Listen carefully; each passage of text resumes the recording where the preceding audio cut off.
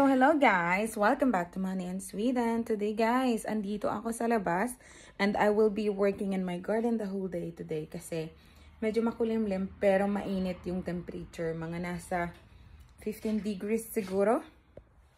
Kaya naman, naisipan ko, I will fix na yung aking potato land kasi tatanim ko na yung mga patatas ko dun.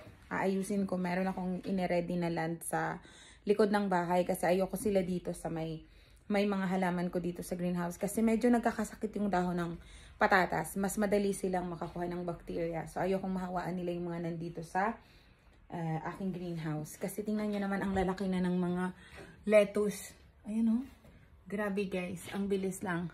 So, anyway, ang weather forecast the following days will be about 15 to 20 degrees. So, perfect yung temperature para ilipat ko yung mga tanim ko dito sa labas. Yung mga tomatoes, peppers, chilies. Tapos, ito din, para ma-full ko na to, itong mga lalagyan ko na to, ita-transfer ko na itong mga pinatubo ko. Ayan, oh. Mga kangkong na pinatubo ko na. Yan. Ayun, yung mga nandoon pa. So, ita-transfer ko na sila doon. Para naman ready na. And then, yun nga, aayusin ko yung potato land. So, yun, dito ako the whole day. O, diba? So, guys, ito nga pala yung aking pagtataniman ng patatas. So, lilinisin ko siya. Aayusin ko to para pantay-pantay. Tapos, saka ko siya pupunuin ng lupa. Yung mga medyo mataba ng lupa. So, ayan, lilinisin ko muna to, guys.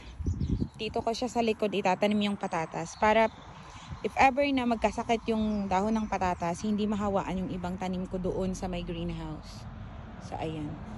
Yan, nalinis ko na guys. Pupunuin ko na lang sila ng lupa. Ayan. Natutapon ko muna to. So, guys, ito na. Na-ready ko na itong bed ko for potatoes. O, ayan, o. Itatanim ko na sila. Tingnan nyo, guys. Magaganda na yung tubo ng mga patatas. So, ready na silang itanim. Ayan. Tapos, meron naman dito yung mga hindi pa masyadong tumubo. Galing kasi ito sa Pilipinas. Yung mga marble potatoes, diba? Tapos, pipiliin ko na lang dito sa kanila yung mga healthy. Yun ang itatanim ko.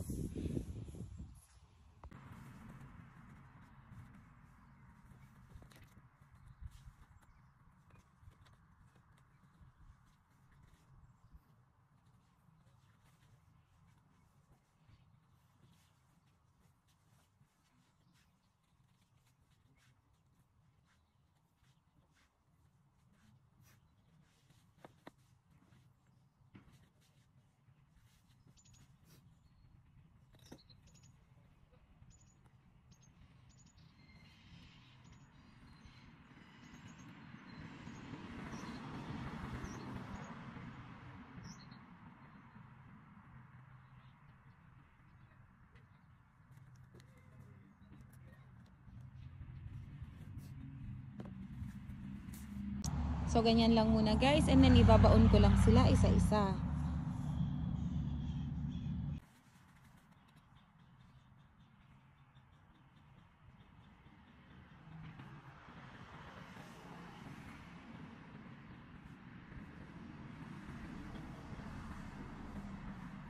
Kailangan nakaibabaw itong ganito. Yung patayo siya ng ganyan, yung tubo. Para mas madali. Ayan, yung may tubo na, yan yung nakapatayo.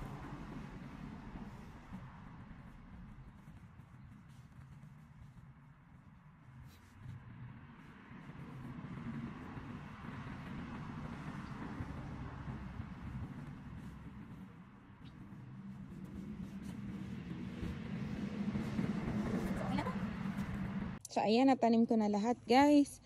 So, ayan, nilagay ko dito yung pangalan ng patatas para matatandaan ko kung anong pangalan nila. So, ito na, guys. Nalagyan ko na ng mga panibagong lupa itong mga halaman ko para naman mas maganda yung pamumulaklak nila during summer. O, diba? Ay, guys, finally, napuno ko na itong aking hydroponic na taniman dito sa greenhouse. Ayan, o, puro kangkong yan. Finally, tumubo naman ng maayos yung mga kangkong ko. So, ayan na sila. Na-transfer ko na. O, diba? At least, napuno ko na ito. Maghapon ako dito today. Sus, ang daming trabaho. Yan lang guys, na-share ko lang. And ito na nga din pala yung mga plants ko na iba. Nilipat ko na dito. Yan na. Pati mga kamatis kasi malalaki na. Ayun. O, diba? Ayan, ganun lang. Mga bell peppers. Oh, nice. Thank you for watching. Bye-bye.